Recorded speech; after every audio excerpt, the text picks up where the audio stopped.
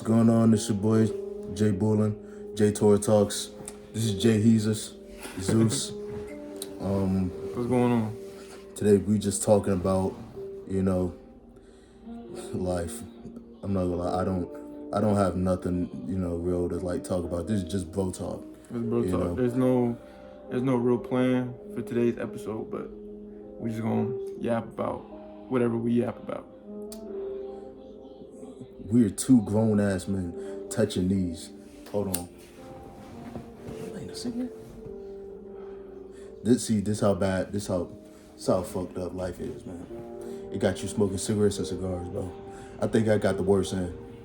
I don't think that in and of itself, like beer or nicotine or weed, like those three specifically, are bad as long as there's a sense of moderation. Yeah. So like, You got like a sense of moderation, like let's just say like Fetty,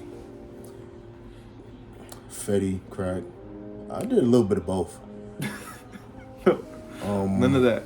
Like, in all seriousness, I only smoke on the weekends, right? Just downtime. My weekends is my time to drink, relax, take a little smoke. I'm kind of off the buzz. I just had 3 bottles, Yeah, they're right here.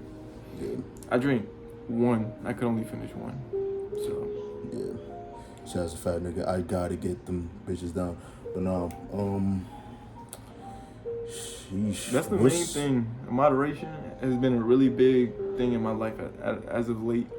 It's just realizing how much to intake and how much to sit there and appreciate what I really am doing. Shit, I guess you kind of like put moderation towards like your dreams and shit too. It's like for me, like where I messed up at and where I didn't take moderation for real is I did everything just to chase a dream. It worked for a cool like 9 to 6 months, but right after that, nigga, I lost about everything, bro.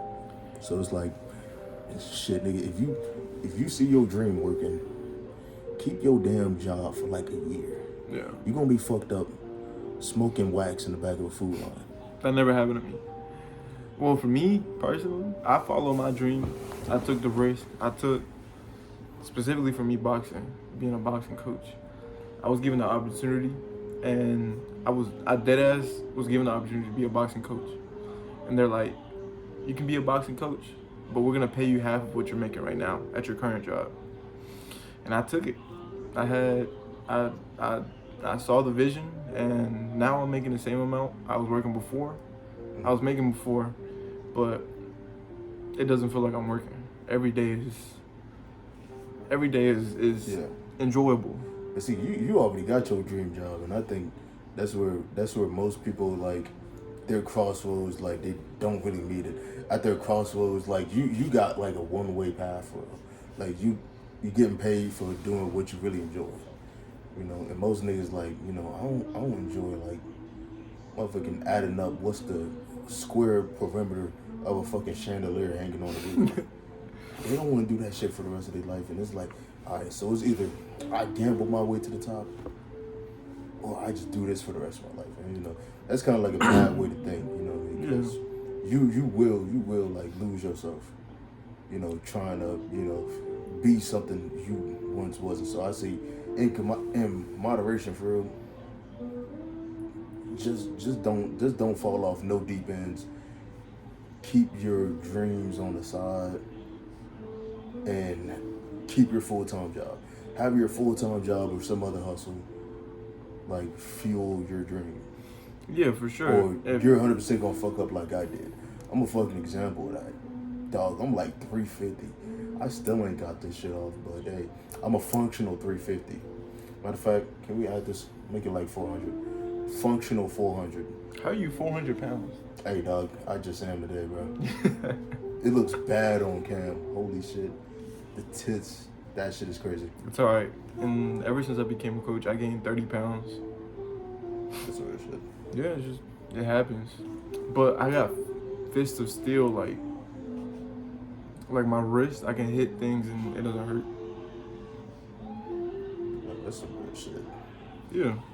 But I think in terms of like following your dreams, there's examples, good examples and bad examples. You always hear about the YouTuber that dropped out of college or the streamer that dropped out of college. I tried to be that nigga. Yeah, you know. Shit. I know another homie. He tried to be that nigga.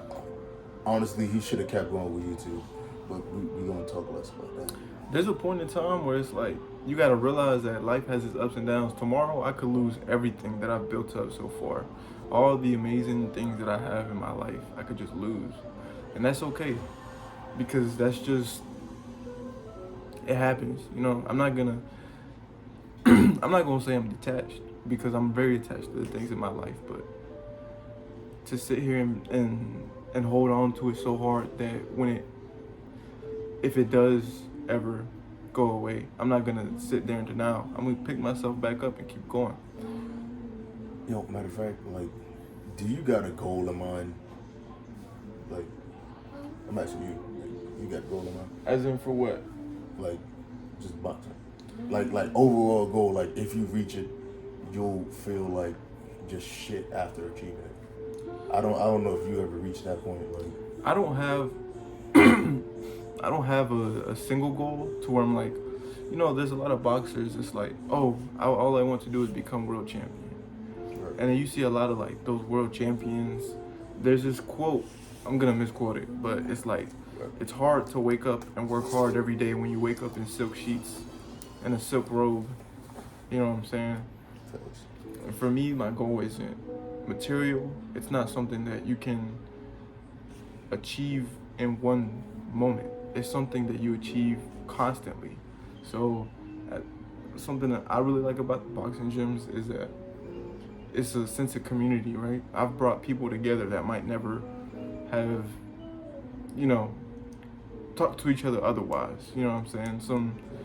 Some dude, some Muslim guy that, you know what I'm saying, is very reserved and only talks to like certain people or their family, and some random Mexican boy that's like socially awkward. You know, they might come into a class and you know what I'm saying, they're completely different walks of life, but everyone has something in common, and boxing sometimes is that thing that's in common. So that's what brings in people, community, and expands.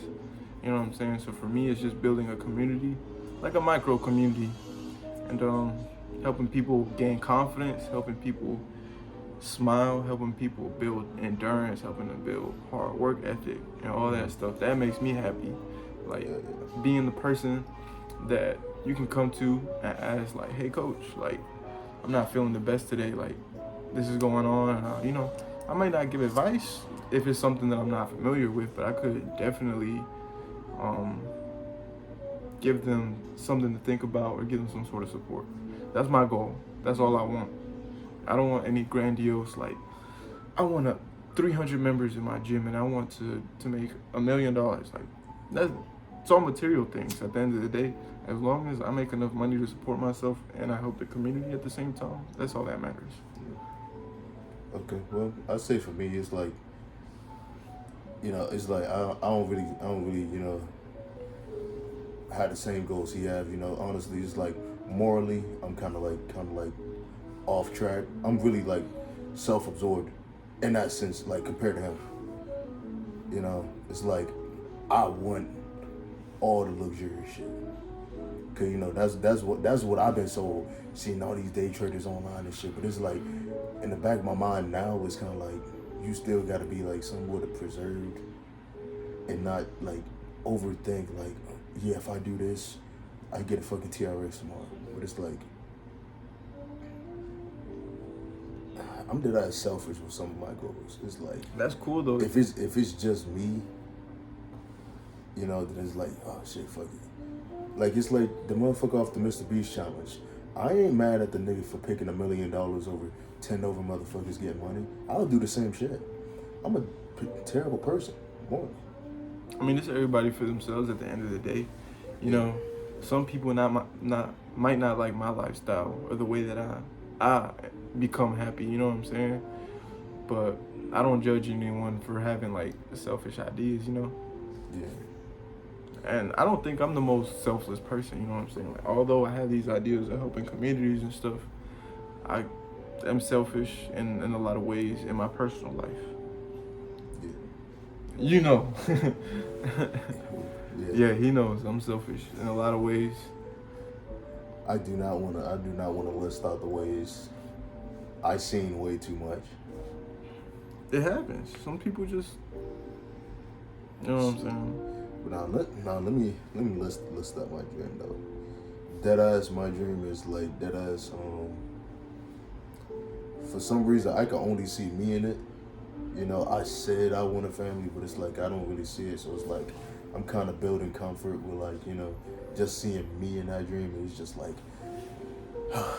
it's something like it don't gotta be like an overtly big house. This is just materialistic shit. I'm a very materialistic person. You know what I mean? You know what I'm saying? A somewhat big house, like, you know, a 2x2. You know 2x2, right? And, you know, just like 5 cars. TRX, Venom, Viper, Hellcat, Challenger body, by the way, and Audi A5. Fuck it. Just throwing one foreign in there. Yeah. But no, okay, on some real shit though, it's really consistency with trading though. So I really did get that pack down, you know. It took me about a year of consistent like market studying, because back when I was scalping, like the first 6 months of 2025, like every single day I was staring at the market, seeing how it moved. And I couldn't grasp the idea that Fridays are not good days to trade. They're not. And so every time I would trade Fridays now, I do the opposite of what I used to do back in the day. And I used to be like, okay, so Fridays are the days are when institutions or, you know, big traders, individual traders, they release their positions, and the positions usually reverse. They either go up or down on Fridays. Instead of continuing the uptrend on Fridays, there'll probably be a downtrend by 9:30, and I get in on that, and I made a bunch of money doing that. Yeah, well, as of now, you know, I had a bunch of trades. That's something that comes with experience, though. The Yeah. fact that you were able to apply. Yeah, You know what I'm saying? and I'm kind of pissed that I wasn't able to apply that in like during the 6 months of me fucking up that hard. You know, so yeah. That's the thing. That's what I'm talking about. Like, it's a up and down, up and down. You had to go through that downtime to understand, so that you can go up. You know what I'm saying? And hold on, y'all motherfuckers don't understand the downtime. No money, no car, No house. no hoes. And nigga, once I stopped worrying about the hoes started coming, and then I fucked up by not texting her for like 5 days, on accident. The shit escaped my mind. I deadass forgot. Oh shit, it's Saturday. I got something to do. You deadass did that? Yes. I did. No. I'm being so deadass. Cause like this week was such a good week. Yeah. Like just making money and shit. So yeah. So I deadass, you know, got stuck up in the grind, or stuck up in a hustle. Yeah, but most of that, all that good feeling this week was from just the markets, you know. And like, contrary to multiple belief, like I'm a bitch ass nigga. I was like, okay, I'm not that stuck up on the hoes, but it's like I need money more than that, more than the hoes. You know what I mean? At this point, Maidens, women. Sluts. No, bro, you gotta change it. We're not editing that out. We're 100% on. I don't even know how to edit. I'm gonna give y'all a piece of advice. That was bad PR. If you get no play, it's like you have to be comfortable within yourself for someone to feel comfortable with you. You know what I'm saying? That's the main thing. Just being comfortable with yourself. Because at the end of the day, a woman is gonna smell your insecurity from like a mile away. That's the first thing she notices. You not maintaining eye contact, any of that shit.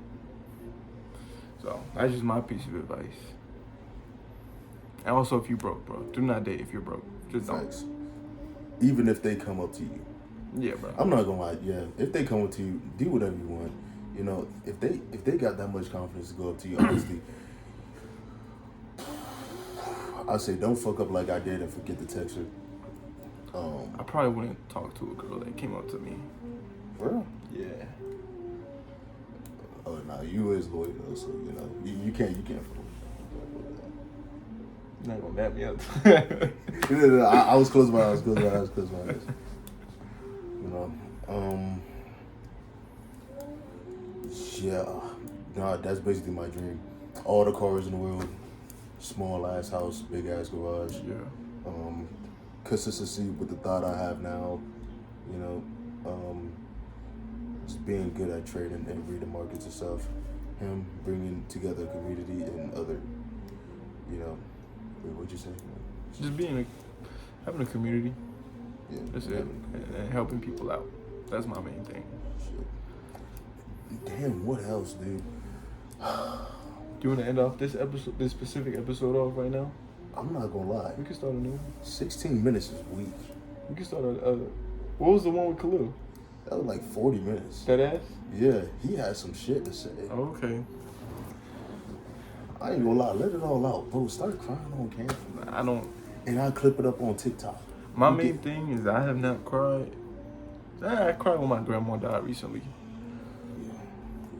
I think that was a interesting experience. We can relate to that. Okay. Tell them about it. Interesting experience, just like. So I met my grandma. She's my only grandparent that I ever met. Yeah. My first time meeting her, I was 12. I went to Mexico because my mom was in Mexico for a long time when I was young. So I went to Mexico to visit my mom, and there was my grandma. Nicest, sweetest lady of all time. Very funny, very just nice. I remember there was a point in time where I wasn't eating. I low-key had an eating disorder. I was not eating. And she noticed that, and they would tell me to eat. My mom and my grandma would tell me to eat, but I wouldn't eat. And one of my core memories is my grandma going to the store. She could barely walk. Going to the store across the street, buying a bag of chips, and then putting a tortilla and then the chips inside the tortilla and giving it to me. And it was so bizarre to me that I ate it. And that was some of my core memories of my grandma. It's like, it was very impactful to me. To this day, I'll still heat up some tortillas, put some Takis in there. It makes me think about her. It makes me think about her at the end of the day. You want to go ahead with mine? Yeah, go ahead. Well, my grandpa, you know, he was kind of the opposite of that, but it's like the way family treated him, just because, you know, I don't know, it was a real weird dynamic, you know. He was I guess a real like fired up, mean spirited type of guy, but at the same time, it's kind of hard for me to talk shit about him. Even like he was the only dude in the family that really, you know, believed that I can do it. You know what I mean? So that's why I'm kind of like refusing to drop this hustle. Because even though he was like, Mishak, you're a fucking dickhead. If you don't fucking pick up the logs, do it by tomorrow, I'm gonna whoop your fucking ass. Even though he talked like that, he was the only, you know what I'm saying, motherfucker that invested in me. You know, that ass gave me money to like do what I needed to do. That's because he loved you. That was just his way of speaking, but it came out of a place of love. No, yeah, facts. You know, it was kind of like he did the same for other family, but it's like I understand like why he the way he is now, because I got some, you know, crazy ass family lore. I'm not gonna say who he invested in the family, but they ended up, you know, not working out after him putting, I guess, tens of thousands.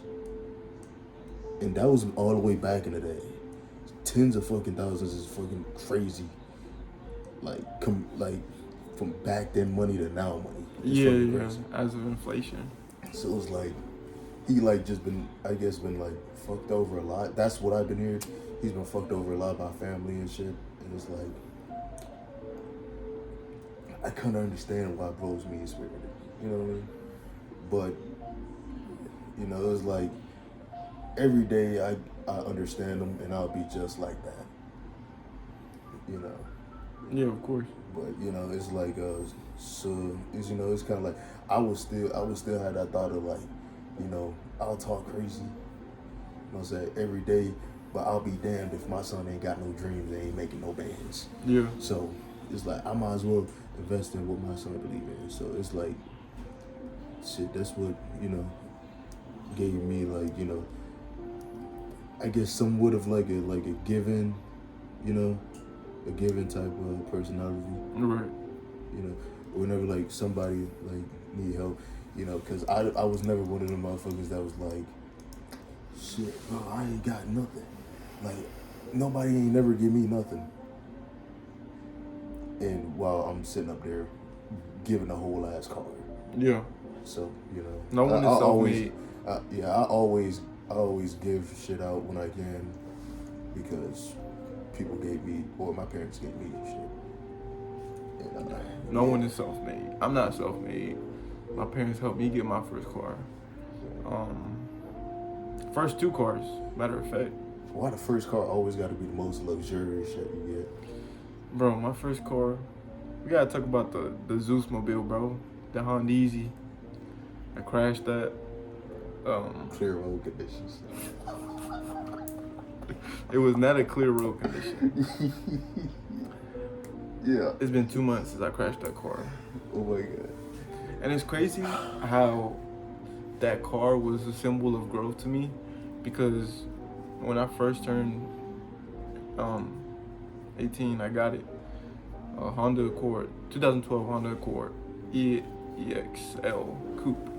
And at first I'm like, why did my dad, because I gave my dad the money to go buy it because I didn't have time, because I was working 2 jobs. And he came home, I put my trust in him, and he brought me a Honda Accord EXL. It's a coupe. And I was like, why would he bring me a coupe? I didn't want a coupe. But over time, over the past 2 years that I had it, I gained an appreciation, and I held a lot of value for it because that car was good to me. And they say don't get too attached to material things, but I feel like when you appreciate what you have, it's a different experience. You know what I'm saying? Like, at first I was ungrateful, but when I was grateful for it, I felt appreciation and I was happy every time I got into it, versus me getting in the car and being like, it only has 2 doors, it's inconvenient, you know what I'm saying? I think appreciation is what I learned. That was a maturity. Appreciation, and appreciation means 1, being grateful for what you have, and then 2, taking care of what you already have and not taking it for granted. That's one of the 2 big things. So it's like retrospect is gonna help you with the appreciation once you lose something. They're always like, you're gonna miss me. You don't miss me now, but you're gonna miss me when I'm gone. So that's kind of what I learned. Is like appreciation is one of those things that you really got to take into account, because it enhances your quality of life, your happiness, and just overall just makes you a better person. Yeah, I say that. Yeah, for my Lincoln, it was like that shit. It was like I definitely didn't appreciate it because it was like, since it was like giving out like, oh yeah, this shit easy then. All I gotta pay is insurance. Crazy. And it's like I never did like my maintenance for real, and that's why it got like worse and worse. It could have just started off by paying $1,000 or so to fix some simple shit, and then it just snowballed into some bigger shit. So that was just like me, like I don't know why I do this, but it's like procrastinate from shit I need to do. But that's a habit that I'm killing right now, actually. Because I will always put like simple shit off as a kid. It was like a flick of the finger, I could get it done. But it's like, I guess back in the day, I wasn't really, appreciative. That's not a word, but I'm making it a word. Appreciative is a word. Appreciative. Yeah. I wasn't really appreciative of the shit I got back then, but now since I lost it, you know, I learned, you know, to be, you know, just more appreciative of what I got now by actually taking care of it, not being avoidant of taking care of shit just because it costs money, you know, fuck it. Everything costs money, you know, but, you know, I see the consequences of letting shit snowball into a bigger problem. And so now, I guess I'm moving on to things that would just nip it in the bud and shit. Hopefully no problems will come even after fixing the small shit, so, yeah. That's kind of the things, like, even what you just said about this, you not taking that $1,000 to fix it and then it's snowballing to an unfixable issue. Right. That works with interpersonal relationships. Like, there's a situation where you're with somebody or a friend or a partner, and it's like there's a situation that you have to have a conversation about, and it might be uncomfortable now, but it's gonna save the relationship later. You know what I'm saying? That's something, like, if you really truly appreciate the relationship with somebody, taking the hard step first to invest in later is a part of being appreciative. So appreciation comes with material things, it comes with spiritual, emotional, you know, interpersonal things as well. That's my that's kind of the thing that I learned about appreciation. Yeah. And, you know, one thing, like, damn, I really thought about something and I really didn't say it. That shit crazy. Give me like 2 seconds. Moving on to the next topic. Oh, yeah. Wait, next topic? Yeah. Oh, yeah. Next topic. Netanyahu is. No, bro. Chill.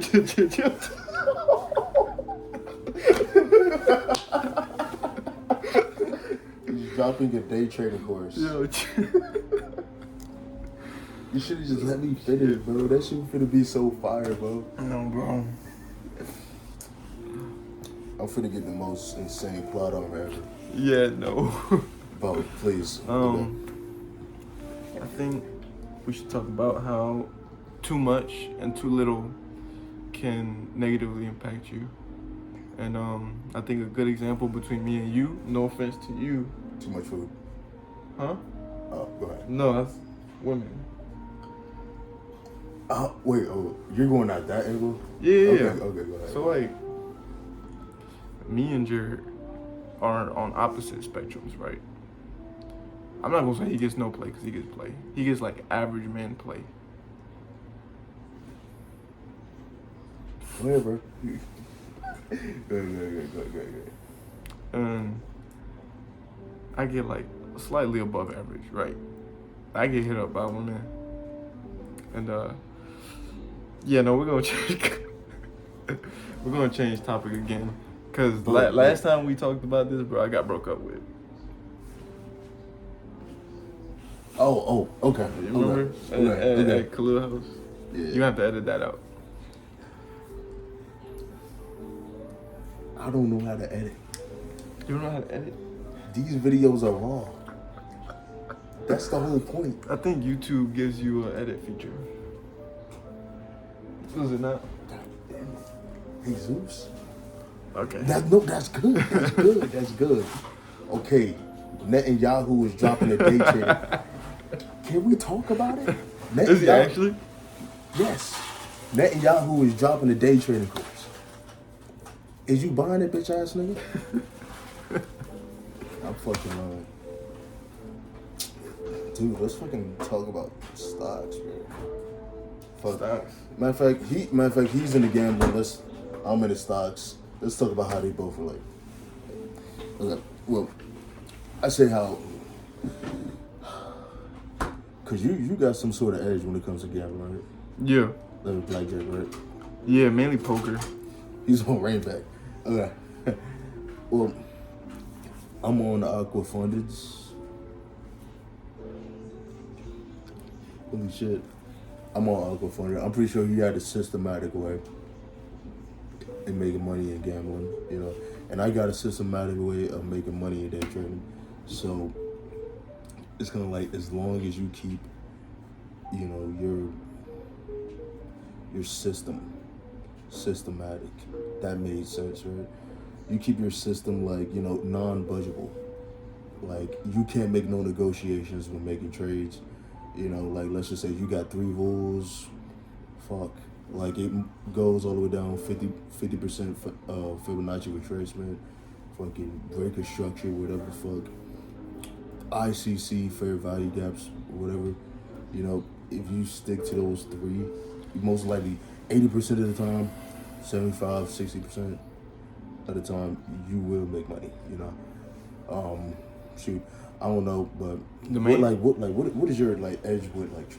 The main thing about edge is like mental preparation, and then being able to deal with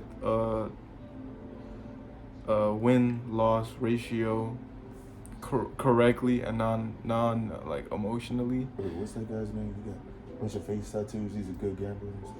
I know you're talking about. He plays blackjack and poker in the casinos. Mike something. Yeah. But the edge is really just having confidence, and then like when, let's say you were to lose a trade, you know what I'm saying? Losing a trade should not damage your confidence or change how you feel about trading and yourself. Yeah. So the same thing with boxing, in my personal opinion, is like it should not affect the way, like let's say you get your ass whooped. It's gonna happen. Everybody get their ass whoops at one point. Like, you know what I'm saying? Like think about this, bro. Like every single day I walk in a Harris Teeter for my job at Harris. Like it was a Harris Teeter in Raleigh right by NC State. This small Russian nigga whooped my ass every single time I was stepping that cooler. Like, you big guy. Come fight, don't come fight. Me boxer.